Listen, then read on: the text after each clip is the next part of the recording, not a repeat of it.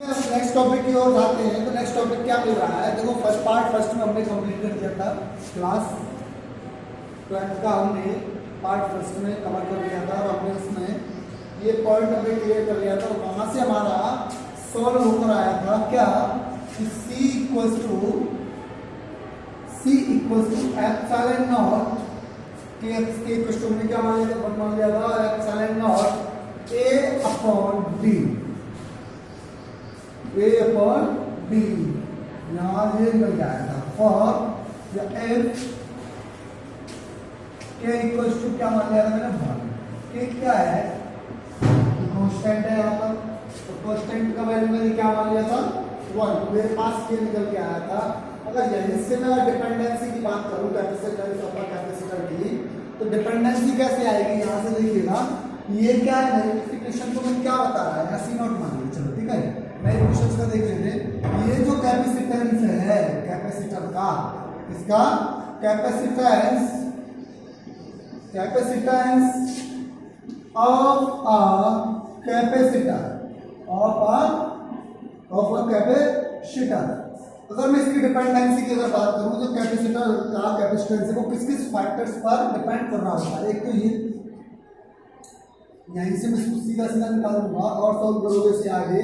तो first point अगर देखूं C इस सबको कांस्टेंट मान लो, C is directly proportional A।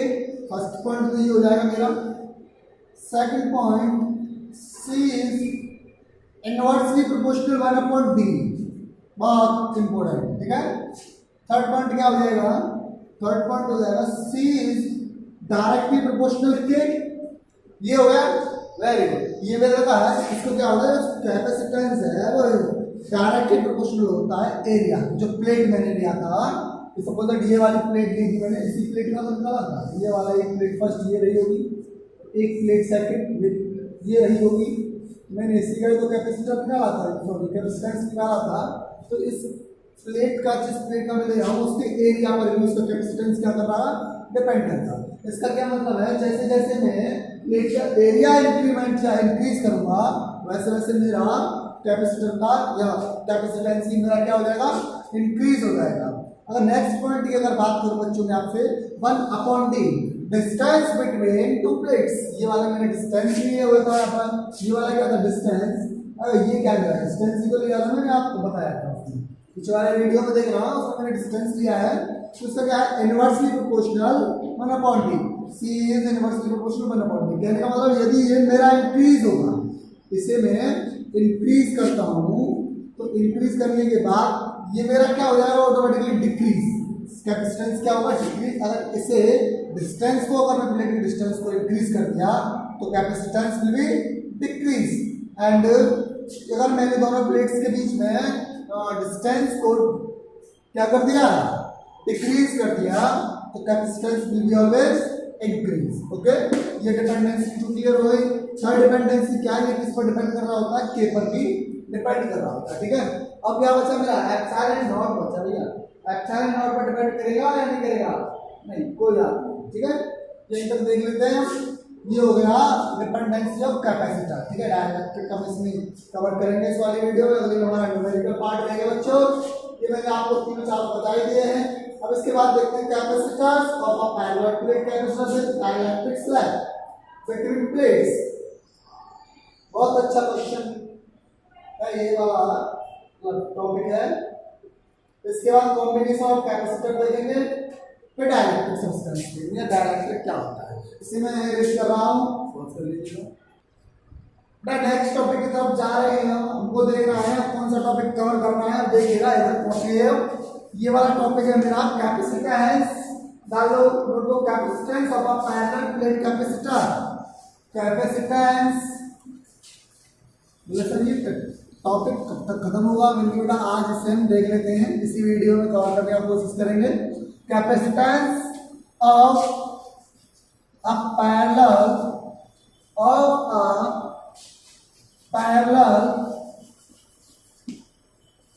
Capacitor.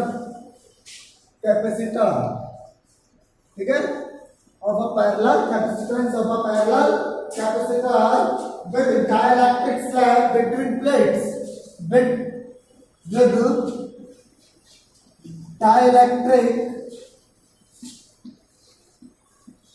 dielectric slab between two plates, ठीक है बेटा। बिटवीन प्लेट्स या टू प्लेट्स कुछ भी ले सकते हैं, दो ही प्लेट होगी, टू हटा दो, बिटवीन प्लेट्स ही सही है, बिटवीन प्लेट्स। अब देखिएगा इधर मैं फिगर बनाऊंगा, उस फिगर में आपको देखना है एक मेरा इस प्रकार से, एक प्लेट मेरी ये, एक प्लेट ये मान लिया, ध्यान से देखना फिगर को, समझना भी आपको कि यहाँ मैंने पॉजिटिव चार्ज ले लिया इस वाली प्लेट पर, कैसा पॉजिटिव चार्ज, ठीक है, और इस वाली प्लेट पर आ गया मैंने नेगेटिव चार्ज।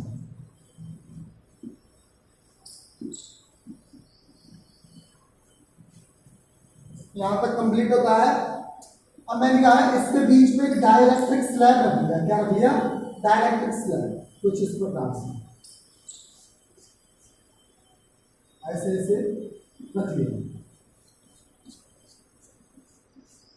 ये डाइलेक्ट्रिक स्लैब मैंने इसके बीच में रख लिया, और आप जानते हो डाइलेक्ट्रिक स्लैब मैंने रखा है, तो इसका इलेक्ट्रिक फील्ड और देख लेते हैं, इसका इलेक्ट्रिक फील्ड कितना होगा,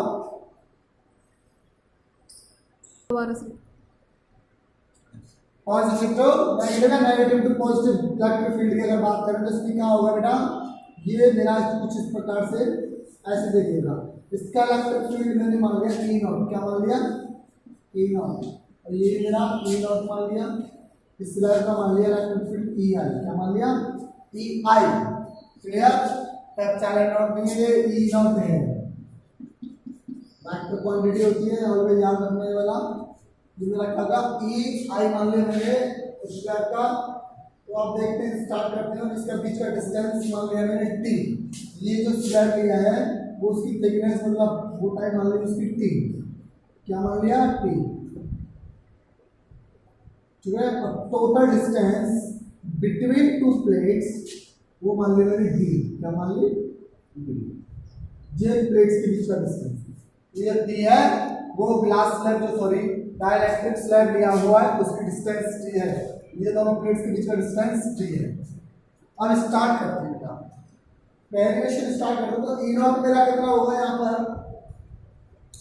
हाँ एक चीज और भूल गया मैं आपको बताना, इसको देखिएगा ये है, ये वाला जो प्लेट लिया हुआ है, ये वाली प्लेट ली हुई है, बुक में नहीं दे रखा है फिर भी बता देता हूँ, ये वाली जो प्लेट है ये चार्ज डिस्ट्रीब्यूट हो रहा है, इसकी सरफेस पर हो रहा है क्या, यस बिल्कुल, ये इसकी सरफेस पर हो रहा है, तो इसकी सरफेस चार्ज डेंसिटी क्या मान ली मैंने, इसे ऐसे देखिएगा सरफेस चार्ज डेंसिटी क्या मान ली सिग्मा, क्या मान लिया बेटा सिग्मा मान लिया, और सिग्मा मानने के बाद अब क्या करना है देखिएगा, स्टार्ट करते हैं। तो रोस्टर में आपने पढ़ा होगा, तो ई नॉट मेरा कितना होगा सिग्मा अपॉन के एप्सिलॉन नॉट, ये होता है ई नॉट मेरा, सिग्मा अपॉन के एप्सिलॉन नॉट, ये मेरा ई नॉट होगा, और सिग्मा बराबर क्या होता है क्यू अपॉन ए, ये भी देखा था मैंने क्यू अपॉन ए, इस सिग्मा का वैल्यू इसे फर्स्ट मान लीजिए, क्वेश्चन नंबर फर्स्ट लिख दीजिएगा, putting the value of A, putting the value of A, putting the value of A in equation number first, putting the value of A, but the value of sigma, putting the value of sigma in equation first, we get क्या मिल जाएगा आपको, ये मिल जाएगा E naught equal to Q upon epsilon naught A, ये मिल गया, बहुत अच्छी। नेक्स्ट पर लिखो टोटल इलेक्ट्रिक फील्ड डेंसिटी की अगर मैं बात करूं तो कितना होगा, तो डाइलेक्ट्रिक स्लैब का अगर मैं निकालूंगा से डाइलेक्ट्रिक स्लैब का कितना हो जाएगा ई अपॉन के, and the dielectric service E equals to for dielectric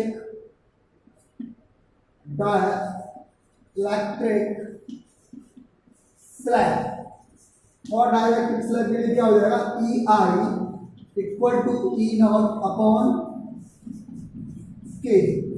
ये हो जाएगा बेटा E naught upon K। Solve कर लीजिएगा। E नॉट का वैल्यू क्या है मेरे पास, या तो डायरेक्टली निकाल लेंगे वहां से EI और तो E नॉट का वैल्यू आ गया मेरे पास Q upon epsilon naught A into K। तो कितना हो जाएगा EI is also equal to Q upon K epsilon naught A। ठीक है बेटा, ये इतना इलेक्ट्रिक फील्ड आ गया इसका डायरेक्ट्रिक स्लैब का Q upon K epsilon naught A। अब एक बात बताइए, अगर मैं बात करूं E नॉट की, किसकी, field E not between the plates the distance d minus t and E is the distance t, hence the potential difference between plates will be V, the V, then V equals to क्या होगा E not into d minus t plus EI into t। एक बात बताइएगा, अगर मैं normal potential की बात करूं, टोटल पोटेंशियल की बात करूं, तो ये वाली डिस्टेंस कितनी होगी, वह डिस्टेंस हो जाएगी मेरी इसके लिए E नॉट के लिए, इसके बेटा E नॉट के लिए ये वाली डिस्टेंस कितनी हो जाएगी d माइनस टी है, और ये तो t है। तो यहां से पोटेंशियल डिफरेंस की अगर मैं बात करूंगा तो पोटेंशियल डिफरेंस मेरा कितना होगा, देख सकते हो V equal to potential difference equal to क्या होता है E इंटू डी होता है और कुछ होता है, तो ये हो जाएगा A naught B minus T plus E I T. इसे सॉल्व करेगा ई नॉट और ए आई की वैल्यू पुट कीजिएगा यहाँ पर, फिर से सॉल्व करेगा क्या आएगा करो। करने के बाद इसे मैं इरेज कर देता हूँ, पॉज कर लीजिएगा। इसमें मैं अगर पोटेंशियल की बात करूँ तो पोटेंशियल मेरा कितना हो जाएगा, V इक्वल टू कितना है ई नॉट बी माइनस टी और ये हो जाएगा प्लस ई आई इंटू टी। यहाँ से इसमें वैल्यू पुट करूंगा तो ई नॉट का वैल्यू क्या आया था बेटा मेरे पास Q upon epsilon naught A, Q upon epsilon naught A तो आया था। E का वैल्यू E इक्वल टू क्या हो जाएगा Q upon epsilon naught A B minus T plus E I का वैल्यू आ गया Q upon K epsilon naught A और इंटू टी। यहाँ से बेटा क्या कॉमन निकाल सकते हो आप यहाँ से कॉमन निकालेगा Q upon epsilon naught A मैंने कॉमन निकाल दिया, मतलब बचेगा बेटा D minus T plus T upon K। इसके नीचे हम मान लीजिएगा, सॉल्व करिएगा कितना हो जाएगा, ये हो जाएगा Q upon epsilon naught A, ये हो जाएगा सॉल्व करने के बाद K D minus T plus T divided by K। यही हो जाएगा और कुछ होगा, यही हो जाएगा। अब बताइएगा इसे सॉल्व करिएगा बेटा कि C इक्वल टू क्या होता है मेरे पास, C इक्वल टू होता है Q अपॉन V, क्या होता है Q अपॉन V। अब वैल्यू पुट करिएगा V की, यहाँ पर वैल्यू पुट करते हैं, वैल्यू पुट करने के बाद क्या आ जाएगा T अपॉन K मान लीजिए या इतना ही मान के चलिएगा, ऐसे तो आगे हम देख लेंगे। तो ये देखिएगा वैल्यू पुट करना है बेटा, आप करिए इसे A मान, जनरल इक्वेशन यही तो है, और कुछ है। ये आया मेरे पास C equal to Q upon V, Q upon V, C equal to Q upon V का वैल्यू है मेरे पास Q upon epsilon naught A, तो ये हो गया मेरे पास B minus T plus T upon K, यही आ गया। तो अब कुछ आएगा Q से Q मेरा टर्मिनेट हो जाएगा, तो C इक्वल टू क्या बचेगा बेटा, सॉल्व करेगा एप्सिलॉन नॉट K, क्या बचेगा epsilon naught A D minus T plus T upon K, ये बचेगा epsilon naught A upon D minus T plus P upon के, इतना क्या होगा उसके बीच में कैपेसिटेंस। ये मेरा एक्सप्रेशन आ गया, कैपेसिटेंस का कितना होगा, इतना होगा। अगर मैं देखा वैल्यू क्या ले लूं 1, क्या ले लेगा 1, या के जो होगा ऑलवेज 1 से क्या होगा, बड़ा होगा। सो बोलेंगे effective distance between the plates become less than d and so the capacitance increase. ठीक है, जैसे जैसे डिस्टेंस अगर डिक्रीज होगा तो उसका कैपेसिटेंस क्या हो जाएगा, always increase. Clear. Special case देखते हैं इसका, तो अगर P इक्वल टू D हो जाए, स्पेशल केस में अगर बात करें इसका तो देखिएगा, स्पेशल केस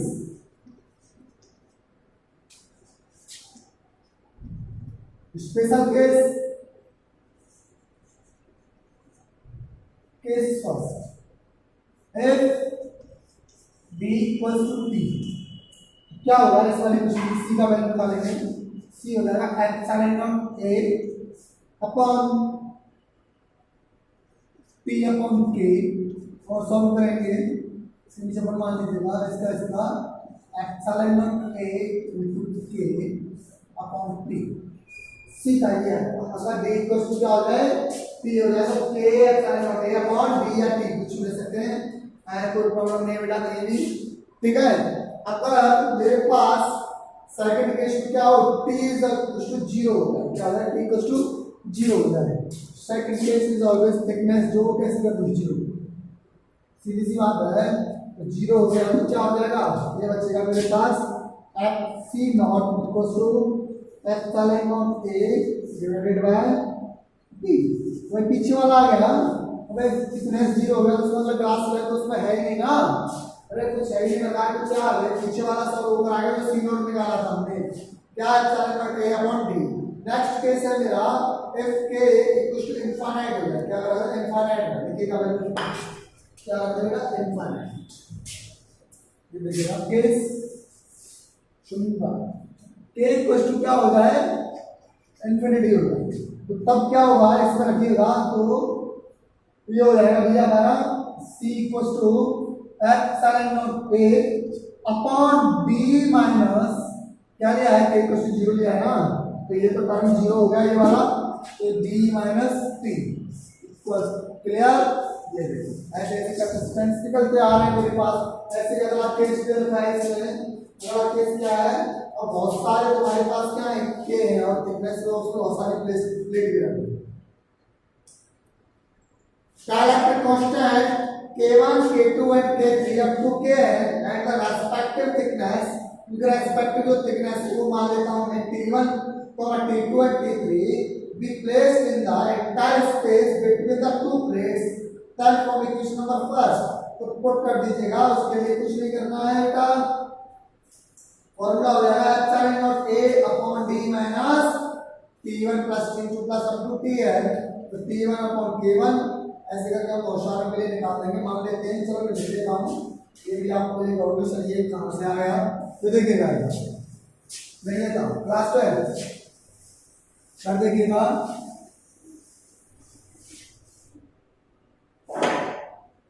मान लेते हैं बेटा ये है एट द ग्लास का डाइलेक्ट्रिक कांस्टेंट, आपको डाइलेक्ट्रिक कांस्टेंट दे रखी K1 K2 K3 up to Kn, अब इसके रेस्पेक्टिव थिकनेस आपको दे रखी है T1 T2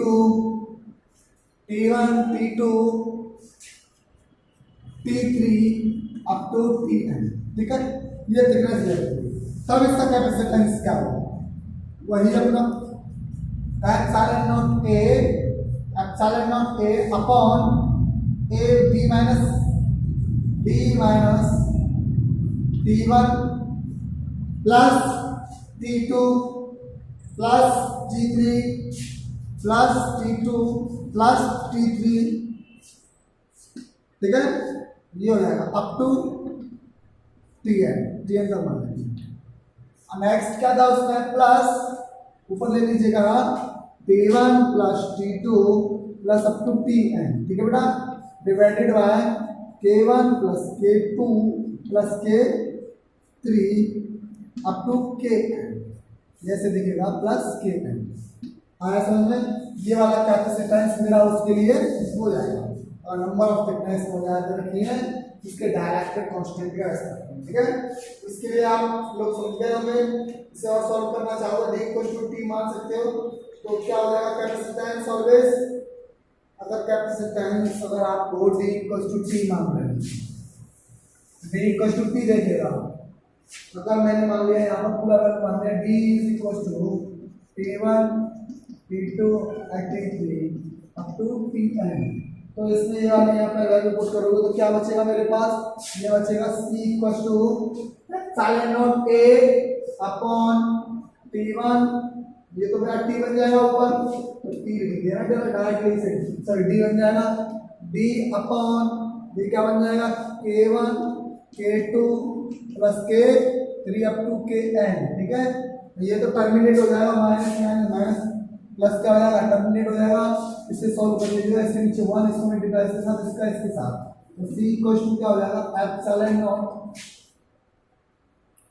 ये हो जाएगा k1 plus k2 plus k3 up to ये kn,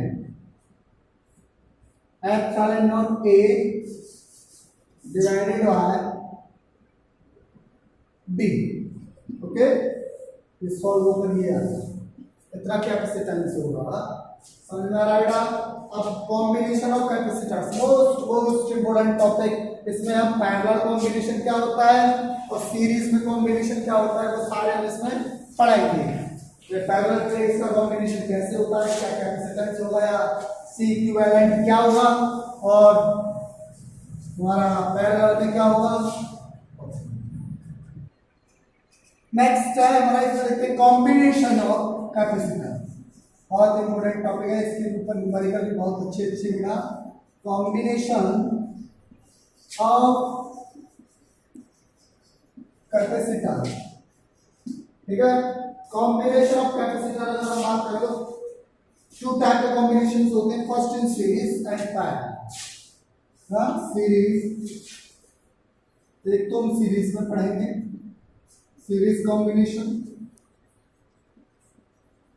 क्या बेटा सीरीज कॉम्बिनेशन, एक होगा पैरेलल, कैसा होगा पैरेलल कॉम्बिनेशन, पैरेलल कॉम्बिनेशन, ठीक है। सीरीज कॉम्बिनेशन क्या होता है, देखो फिगर बना रहे हैं सीरीज के लिए, सीरीज कॉम्बिनेशन में तो क्यों होगा वो क्या होगा सेम होगा, इसमें लिख देते हैं चार्ज कांस्टेंट रहेगा, क्या रहेगा इसमें कांस्टेंट रहेगा, charge will be constant in series combination, ध्यान रखिए बेटा इस चीज को, या सेम वह चार्ज कांस्टेंट रहेगा इस केस में। इस केस में क्या कांस्टेंट रहेगा, इस केस में रहेगा potential, potential will be constant, will be constant, ठीक है। बस हो गया कि बस दो ही लाइन में कंप्लीट करना था ये कॉम्बिनेशन हमने कर लिया। अगर सीरीज में अगर दो कैपेसिटर ले रहे हैं तो वो चार्ज क्या रहेगा कांस्टेंट रहेगा, charge will be constant in series combination. And parallel में अगर देखें तो क्या होगा potential will be constant in parallel combination. Okay बच्चों, अब स्टार्ट कर देंगे सीरीज का क्या होगा। नहीं बेटा सीरीज का कुछ नहीं होगा, सीरीज करेंगे अब इसमें, ये नोट डाउन कर सकते हो। और अब इसमें देखिएगा ये मिटा रहा हूं मैं बिल्कुल। अब देखिएगा बेटा स्टार्ट करते हैं यहाँ से, पहले बेटा सीरीज कॉम्बिनेशन देख लो, पहले इन सीरीज कॉम्बिनेशन ये देखते हैं। फर्स्ट पॉइंट है इन सीरीज कॉम्बिनेशन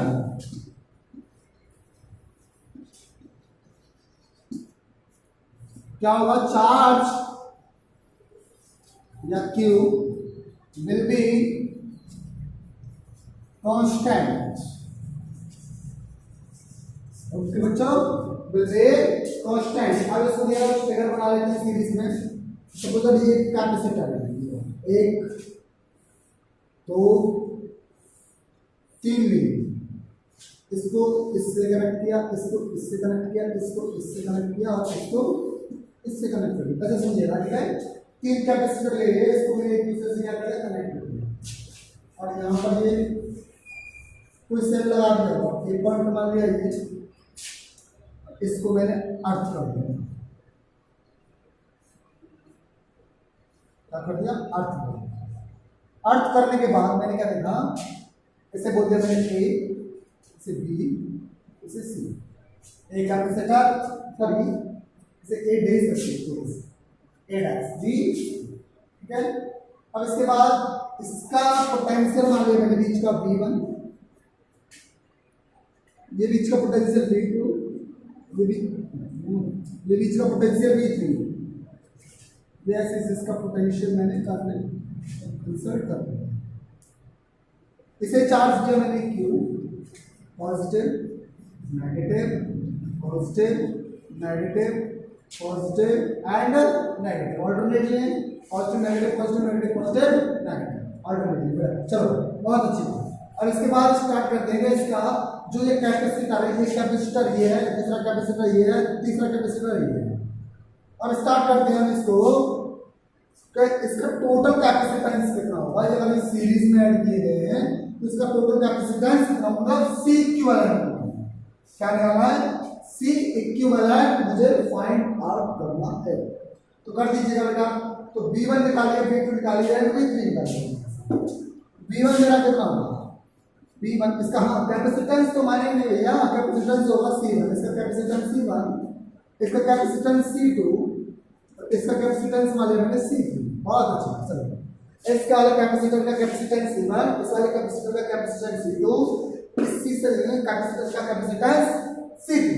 ठीक, बहुत अच्छी बात। V इक्वल टू क्या होता है, अरे V इक्वल टू बताइए, अरे धरोस V इक्वल टू होता है Q upon C। V equal to Q upon C हो गया ना, तो V equal to Q upon C, Q तो सबके लिए सेम था, तो Q1 अपॉन C1। फर्स्ट वाले कैपेसिटर के लिए V1 C1 का इसका कैपेसिटेंस, V1 का पोटेंशियल, और Q इसको क्या दिया मैंने, चार्ज दिया, और चार्ज मेरा Q पर कैसा है, सेम, तो Q upon C1 same as V2 का Q upon C2। Very good. V3 का कितना हो जाएगा, Q अपॉन C3। बहुत अच्छी बात बेटा, बहुत अच्छी बात। अब इधर देखिएगा, कर तीनों का टोटल पोटेंशियल की अगर मैं बात करूं, इसका इसका इसका, और इस पूरे होल सिस्टम पर टोटल पोटेंशियल कितना, V इक्वल टू V1 मतलब total potential will be V1 plus V2 plus V3, okay, putting the value of V1 and V2 and V3 जरा कितना हो जाएगा, इधर देखिएगा, Q upon C1 plus Q upon C2 plus Q upon C। बहुत अच्छा। V equal to, अब एक बात है, ये मेरी क्वेश्चन आ गई, इस V का वैल्यू क्या होता है, V इक्वल टू क्या होता है, V इक्वल टू होता है मेरा Q अपॉन C। बहुत अच्छी बात। V का वैल्यू क्या पुट करें, तो V का वैल्यू पुट करेंगे तो Q upon C equal to, ऊपर से मैंने कॉमन निकाल दिया भैया, Q कॉमन निकाल दिए हैं, Q कॉमन निकालने के बाद 1 upon C1 plus 1 upon C2 plus 1 upon C3। बहुत अच्छी बात, यहाँ पर समझ आता है, Q से Q टर्मिनेट हो जाएगा, तो मेरे पास C इक्विवेलेंट मुझे निकालना था, तो कितना आएगा, 1 upon C equivalent equal to 1 upon C1 plus 1 upon C2 plus 1 upon C3। जी हो, अब इसमें इन सीरीज इसके केस में बेटा, सीरीज के केस में टोटल इक्विवेलेंट कितना होता है, ऑलवेज याद रखना, ये ठीक है। इसमें इसका क्या मतलब है, several capacitors are connected in series, the reciprocal of the capacitance of the equivalent capacitor is equal to the sum of reciprocals of capacitance of the individual capacitor। बहुत अच्छी बात, ठीक है, समझ में आया होगा। और आप देखते हैं पैरेलल के केस में कि भैया ये तो सीरीज में जो सर आपने बताई दिए हैं, अब पैरेलल का समझा दीजिए इसी प्रकार से। बेटा पैरेलल में क्या कांस्टेंट रहता है भैया, पैरेलल में तो कुछ भी नहीं होता, पैरेलल तो पैरेलल होता है, देखिएगा बेटा। आप देखते हैं एंड पैरेलल बेटा, पैरेलल की अगर बात करें तो बहुत अच्छी सुंदर कहानी बनाते हैं। इसमें सुंदर कहानी ये होगी हमारी, इसमें क्या होगा, पैरेलल में क्या होगा, potential will be constant in parallel. ठीक बेटा, पोटेंशियल क्या होगा, कांस्टेंट होगा। यहाँ मतलब पोटेंशियल, इतनी याद बात हो यार, ये क्या है, potential will be constant in parallel, ठीक है बेटा, constant in parallel। इधर बहुत अच्छी बात, इधर देखिएगा पैरेलल के लिए एक फिगर बना देते हैं फटाफट एकदम सुंदर वाले तरीके से। ये एक कैपेसिटर, ये इसका ये पूंछ निकाल दिए, दूसरा कैपेसिटर ये ऐसे लगा दिया, इसका भी पूंछ निकाल दिया, तीसरा कैपेसिटर कुछ ऐसे निकाल दिया और इसका भी पूंछ निकाल दिया, ठीक है। ये मैंने निकाल दिया, मुझे क्या है ये इसके पैरेलल, ये इसके पैरेलल, अब सीरीज में तो है नहीं, सीरीज में क्या एक दूसरे से जुड़े होते हैं, उसके वहाँ टर्मिनल से टर्मिनल जुड़ा होता है। इधर में देखिएगा सोर्स ऑफ करंट सिग्नल रहेगा, जहाँ पर लाइट का जो भी मैं करंट दे रहा हूँ, जो भी मैं चार्ज प्रोवाइड करा रहा हूँ कैपेसिटर को, वो क्या होता है डिवाइड होता है, क्या हो जाता है डिवाइड होता है। ऐसे देखिएगा, ये ऐसे, ये ऐसे और ये भैया ऐसे और ये भैया ऐसे और ये ऐसे और ये ऐसे। बहुत क्या समझना चाहिए, ठीक। यहाँ पे plus Q charge minus Q, plus Q minus Q, plus Q minus Q, तो किसका भैया किसका 1 1 2 2 2 2 3, ये 3 होगा। इसका कैपेसिटेंस मान लेता हूँ C1, इसका कैपेसिटेंस C2 और इसका capacitance C3। Potential will be constant, कहने का मतलब V। बहुत अच्छी बात, ये वाला B सेम रहेगा, B सेम समझ जाना बेटा बिल्कुल एकदम तरीके से। ये ऐसे यहाँ कुछ बैटरियाँ जोड़ देंगे आगे की तरफ ले जाके, उनको बैटरियाँ जोड़नी है, जोड़ देंगे। यहाँ एक पॉइंट मान लिया है इसका, और भैया ये मैंने मान लिया बी पॉइंट को अर्थिंग कर देती है। यहाँ पर छोटी सी बात कर रहे हैं आपसे, तो अर्थिंग कर दिया, तो अर्थिंग करने के लिए यहाँ पर हमारा क्या कांस्टेंट है मेरा वी कांस्टेंट, क्या कांस्टेंट है वी कांस्टेंट है। तो निकालेगा यहाँ से भी निकाल देते हैं, पहली बार में कहानी खत्म कर देते हैं। तो निकालो इसमें, ये हो जाएगा मेरा क्यू, निकाल देगा क्यू टोटल चार्ज। अगर मैं इस पूरे सिस्टम पे बात करूं तो इस पूरे सिस्टम में टोटल चार्ज कितना होगा, ये लो टोटल चार्ज विल बी ये कितना होगा, टोटल चार्ज की बात करूंगा तो Q equal to Q1 plus Q2 plus Q3। बहुत सुंदर बात है ये सर जी आपने। और Q बराबर क्या होता है CV, क्या होता है CG, Q equal to CV होता है और कुछ होता है हाँ CV होता है सर, ये तो हमने पढ़ा है, बहुत सुंदर बात है। तो CV यहाँ पे पढ़ दिया, और ये Q1 का मतलब है V तो मेरा सबके लिए सेम था, पोटेंशियल का साथ सेम, इसके बीच में इसके बीच में इसके बीच में सेम एकदम। अरे तो क्या होगा, ये हो जाएगा मेरे पास C1V plus C2V plus C3V। बहुत अच्छी बात।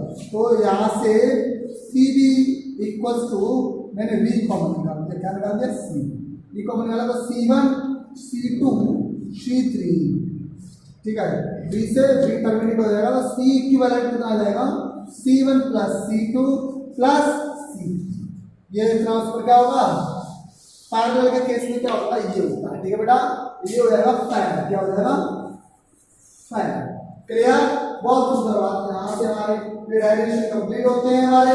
तो इसका क्या होगा equivalent capacitance of a capacitor joined in the parallel is equal to the sum of their individual capacitance. Clear बेटा, ये हमारी बात एकदम बहुत समझ में आती है अच्छे से। एनर्जी का समझ में आया होगा, ये क्वेश्चन 1/2 स्क्वायर होता है। एनर्जी का तो मतलब नहीं समझाने का, तो फिर भी आप कह रहे हो सर समझा दीजिए एक बार। मैंने ये कराई दिया है आपको डेरिवेशन स्टोर्ड एनर्जी या energy stored in charge capacitor. ये मैंने पहले भी करा चुका हूँ, इससे ज्यादा कराने की जरूरत नहीं, बार बार करोगे तो परेशान होगा, ठीक है। इसका कुछ देख लेते हैं, ये देख लेते हैं energy stored in combination of capacitor.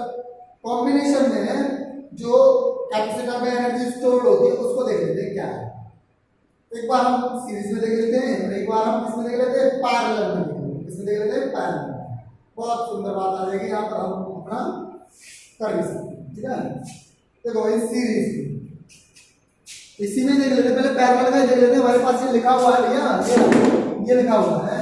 अगर देखिएगा अगर ये वाला कैपेसिटर किसमें है सीरीज में, सॉरी पैरेलल में है, तो इसमें कितनी एनर्जी स्टोर हुई होगी। ये बीच वाला टर्म मैं उठा के इसमें लगा रहा हूँ, बहुत शॉर्ट है, कोई दिक्कत वाली बात नहीं है कि ये जो कैपेसिटर लगा है इसमें कितनी एनर्जी स्टोर हुई होगी। लेकिन भैया तो ये होगी स्टोर एनर्जी का फॉर्मूला होता है E = 1/2 CV²। ये तो आपने पढ़ा होगा, बहुत सुंदर फॉर्मूला है। दो फॉर्मूले होते हैं इसके बेटा, एक होता है 1/2 CV² होता है और एक होता है 1/2 क्या होता है V²/C होता है, Q²/C होता है। क्या होता है बेटा Q²/C, क्या होता है Q²। सर ये तो देखे देखे से लग रहा है, लेकिन बेटा पढ़ाए हैं अभी थोड़ी देर पहले, पिछली वीडियो में पढ़ा है पार्ट फर्स्ट में, ठीक है। इसे प्रूव करके भी दिखाया है आपको। एक होता है ये, अब देखिएगा अगर इसके केस में बात करें कि ये वाला तो C क्या है यहाँ पर अगर रखूंगा तो स्टोर्ड एनर्जी कितनी होगी इन दोनों की। इसकी स्टोर्ड एनर्जी की अगर बात करें, स्टोर्ड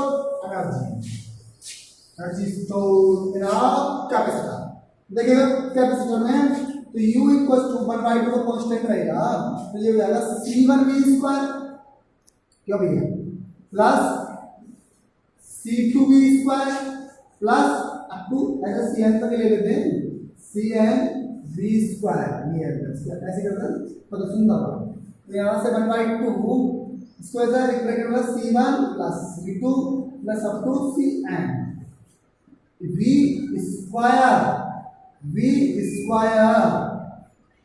ठीक है।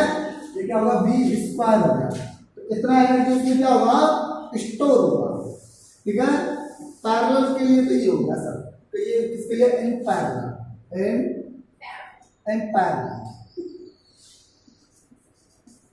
पैरेलल के लिए मेरा ये हो जाएगा। और सीरीज के लिए अगर बेटा मैं बात करूं तो सीरीज के लिए क्या होगा, मैं सर सीरीज के लिए इसका रेसिप्रोकल कर दीजिए, सीरीज में बहुत अच्छी बात आ जाएगी मैंने, ठीक है। तो सीरीज के लिए निकाल दीजिएगा आप, सीरीज के लिए होगा 1/Q²/C, तो क्या होगा Q²/1/C, तो ये हो जाएगा U = क्या है मेरे पास Q²/C। हाँ इस सीरीज, इसके लिए इन सीरीज, तो सीरीज के लिए क्या होगा बेटा, सीरीज के लिए हो जाएगा मेरे पास U = 1/2 Q² मेरा कॉमन रहेगा, तो क्या हो जाएगा अंदर आ जाएगा मेरे पास 1/C1 plus 1/C2 plus 1/C3 up to 1/CN। Okay बेटा, ये किसके लिए हो जाएगा स्टोर्ड एनर्जी, हाँ ये हो जाएगा सीरीज के लिए, ठीक है। एनर्जी डेंसिटी का कैपेसिटर, अगर एनर्जी डेंसिटी की बात की जाए तो कैपेसिटर एनर्जी डेंसिटी का क्या फॉर्मूला होता है, स्मॉल यू, मैं देख लेता हूँ स्मॉल यू के लिए अगर देख लेते हैं, बहुत सुंदर है ये वाला चैप्टर, और यहाँ पे भी हम निकाल देते हैं स्मॉल यू। चलो देखते हैं,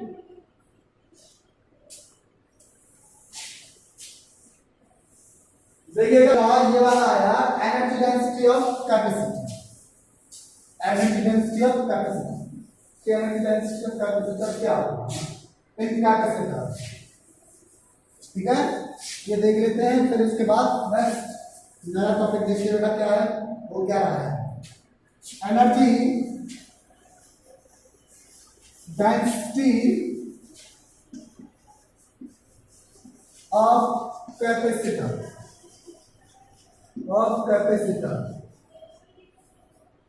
एनर्जी डेंसिटी ऑफ कैपेसिटर की अगर बात करूं, एनर्जी डेंसिटी ऑफ कैपेसिटर क्या होता है देखिएगा, U = क्या होता है मेरे पास, U = होता है 1/2, U = 1/2 CV², क्या होगा CV², और C बराबर मैंने आपको कराया था ε0 A/D, ये आ रहा है कुछ याद आ रहा होगा, मैं यहाँ पर सब बहुत कुछ रहता है मैं भूल जाते हैं। अभी =A/B ये होता है, और कर दीजिएगा वैल्यू यहाँ पर, तो U = क्या होगा 1/2 C का होगा ε0 A/D into E² into D। बहुत अच्छी बात, ये समझ आ रहा है कुछ, बहुत बड़ा है, ज्यादा नहीं है, हो जाएगा कंप्लीट। तो एक डी से एक डी टर्मिनेट दिख रहा है आपको इसमें, ये कर रहा है तभी तो कह रहा था ना क्या रहा है, बोला 1/2, ये वाला 1/2 ये होगा ε0 A और ये हो जाएगा E इंटू D, ये आ गया U, क्या आ गया स्मॉल u, क्या है ये स्मॉल u आ गया, E² AD, ठीक है E² होता है one by two epsilon not E square A D. ये मेरा क्या आ गया, स्मॉल यू आ गया। मैंने क्रॉस कर लेना तो कितना होगा, small you one by two epsilon naught A E square into T. इसका क्या मतलब है, ये जो निकल गया है मेरा क्या निकल गया है, energy density of a capacitor निकल गया है। अगर इसे और सॉल्व करोगे और सॉल्व क्या होगा आ जाएगा, ये आ जाएगा मेरे पास energy density U equals to U upon A D, U upon A D निकालेगा इसे सॉल्व करके और सॉल्व करोगे आगे तो ये आ जाएगा मेरे पास u equals to u upon A D. क्या हो जाएगा, u upon capital U upon A D. ठीक है, ये small u equals to capital U upon A D. ये यहाँ पर आ गया, ये कितने होगा, जूल में होगा, याद रखना इस चीज को। अब देखते हैं इसमें आगे सॉल्व करते हैं। Force between the plates of a charge parallel plate capacitor. अब इसमें मुझे F का वैल्यू निकालना है। नेक्स्ट पॉइंट है मेरा फोर्स, ये हो जाएगा force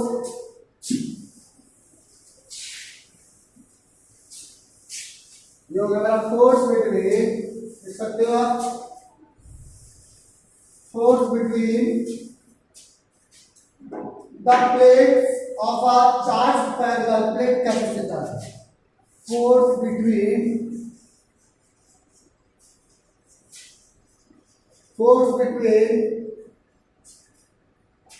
a plate of a charged, the plate of a charged capacitor या parallel charge parallel plate capacitor, charge parallel plate capacitor.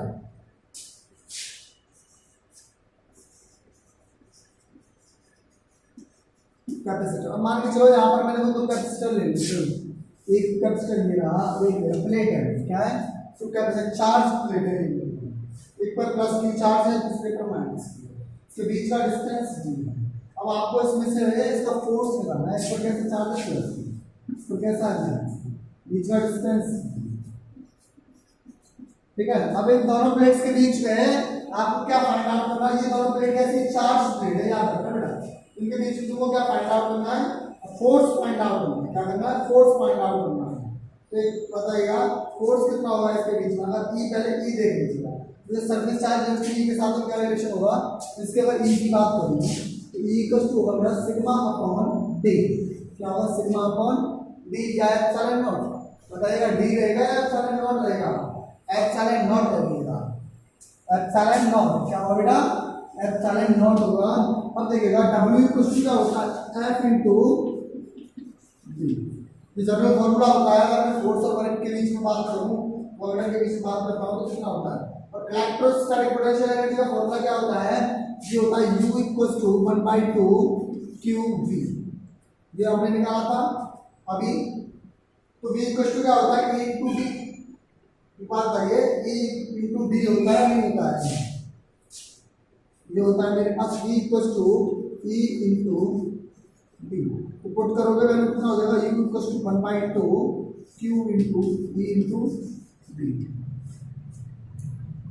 पीछे वाले वीडियो में आपने देखा होगा मेरा वर्क डन किसके बराबर होता है, ऑलवेज उसकी एनर्जी के बराबर होता है। तो U इक्वल्स टू क्या हो जाएगा, Q into E D, 1/2 Q into E D. तो फ्रॉम इक्वेशन फर्स्ट मान लीजिएगा उससे और सेकंड मान लीजिएगा ये U आया है, इन दोनों को क्या रखना है बराबर।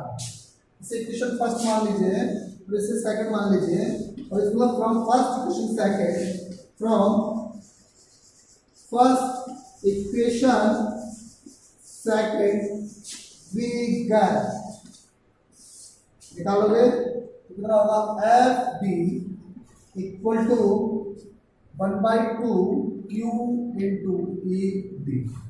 डी से डी गया, F equal to 1/2 Q into E. तो समझ में आ रहा है, ये आ गया कितना फोर्स मेरे उसके बीच क्या करेगा, वर्क करेगा। अब इसके बहुत सारे फॉर्मूले में निकाल सकता हूँ।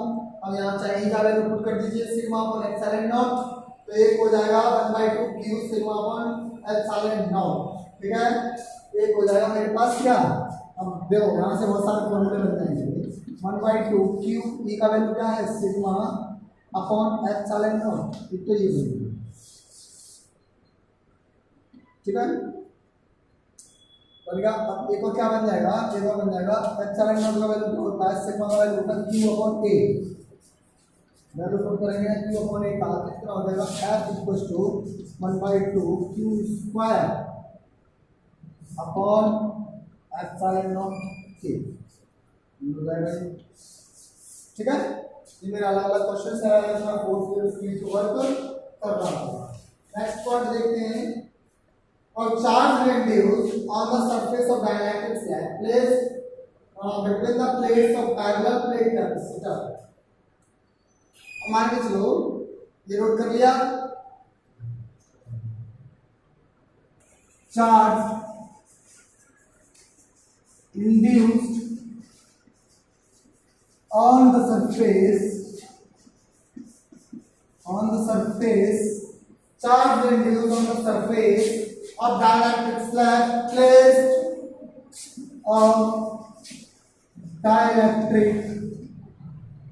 dielectric slab placed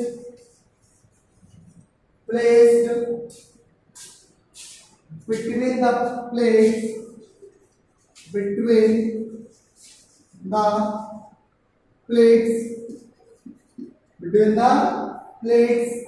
of parallel plate capacitor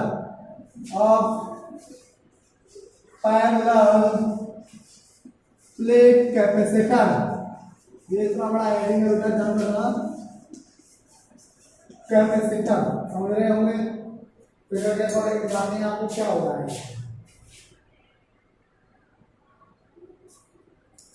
देखो मेरे पास एक प्लेट ये है, एक प्लेट ये है, एक ये है, तो इसके बीच में डाइलेक्ट्रिक स्लैब बनते हैं।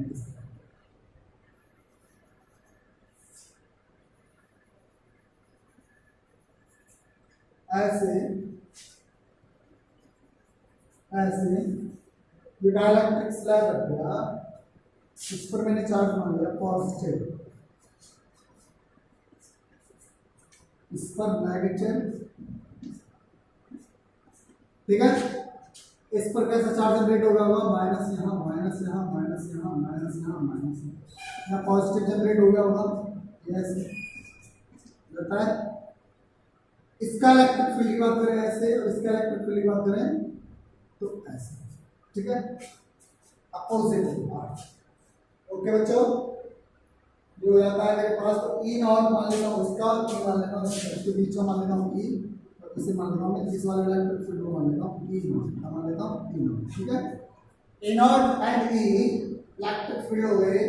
अब यहाँ पर एक चार्ज की बात करें तो यहाँ क्या है प्लस क्यू, यहाँ माइनस क्यू, यहाँ पर मान लेता हूँ प्लस क्यू डैश, और ये मेरा हो जाएगा माइनस, सर ये माइनस क्यू डैश, ये मेरा प्लस क्यू डैश, ठीक है। अब इसे सॉल्व करते हैं बेटा फटाफट। अब देखिएगा ई नॉट मेरा कितना होगा, ई नॉट होगा मेरा यहाँ पर, बताइए ई नॉट मेरा कितना होगा, ई नॉट होगा क्यू अपॉन एप्सिलॉन नॉट ए, क्यू अपॉन ये वाला चार्ज है और एप्सिलॉन नॉट ए, जो इसका पैरेलल एरिया, ठीक है, इस बात का। और ई आई मेरा कितना होगा, सॉरी ई खाली ई की अगर बात करें तो ई मेरा क्या होगा, क्यू डैश, क्या होगा Q dash upon epsilon naught ए, यही होगा ना, Q dash upon epsilon naught ए, Q dash upon epsilon naught ए, या मैं ऐसे भी लिख सकता हूँ ई जो होगा मेरे पास होगा Q minus Q dash upon epsilon naught ए, दोनों में से, ठीक है ना। ये दोनों देखेगा, इसको E equal to B upon D होता है, इसे सॉल्व कर दीजिएगा, यहाँ से ये आ जाएगा मेरे पास E equal to E naught upon K, but E equal to मैंने पिछले वाले टॉपिक में बताया था, E equal to E naught upon K field upon dielectric constant K. इसके बाद इसे मैं सॉल्व करूंगा तो क्या हो जाएगा, क्यू के अपॉन एप्सिलॉन नॉट ए, इसे सॉल्व करूंगा क्यू के अपॉन एप्सिलॉन नॉट ए, ये आता है सॉल्व क्यू के अपॉन एप्सिलॉन नॉट ए या क्यू अपॉन होगा, ये में आएगा बेटा, अपॉन में आएगा यहाँ पर, ये ऐसे आएगा E equal to Q upon epsilon naught K into A, ये आ जाएगा। ठीक है, इसे सॉल्व कर लीजिएगा। सॉल्व करने के बाद क्या है, क्यू डैश का यहाँ से वैल्यू निकाल लीजिएगा और क्यू डैश का वैल्यू निकाल के इसे देखिएगा क्या आना चाहिए, ये आना चाहिए आपका Q one minus one upon Q. तो क्यू डैश का जो वैल्यू आना चाहिए वो कितना आना चाहिए, Q one minus one upon K से पुट कर दिया क्वेश्चन नंबर फर्स्ट में, जो equal to Q minus Q dash upon epsilon naught A आया है वहां पर इसे पुट करिएगा। तो पुट करने के बाद देख लीजिएगा क्या है। ठीक है, ये देखा ऐसे आएगा, ये मैं बता देता हूँ आपको, ये है क्यू अपॉन एप्सिलॉन नॉट के ए इक्वल टू, यहाँ से अगर इसे सॉल्व करूँ तो ये कितना होगा, क्यू अपॉन एप्सिलॉन नॉट के minus Q dash upon epsilon naught A, epsilon naught A, ये आ गया। नंबर बात है, ये कट गई। इसको और सॉल्व करेंगे बेटा, ये हो जाएगा मेरे पास, ये हो जाएगा वन अपॉन के या क्यू अपॉन के इक्वल टू क्यू अपॉन ए बराबर minus Q dash upon epsilon naught ए। चलो ये बचेगा क्यू डैश बचेगा, क्यू माइनस क्यू डैश बचेगा। तो इसको ले आएगा इधर, क्यू को ले आएगा तो कितना हो जाएगा, Q dash equal to Q minus Q upon K, Q upon K से और सॉल्व करिएगा तो Q dash equal to Q मैंने कॉमन निकाल लिया, वन माइनस वन अपॉन के, यही तो बताना था आपको, यही आया है सभी। ठीक है, क्यू डैश इतना चार्ज होगा। ठीक है, माइनस सिंबल के साथ माइनस होगा, प्लस के साथ लेना चाहिए तो प्लस के साथ लिया जाएगा, प्लस एंड माइनस दोनों, प्लस माइनस। क्लियर? इसके बाद चलो हमारा वीडियो डाइलेक्ट्रिक के बारे में पढ़ेंगे और कुछ न्यूमेरिकल्स लगा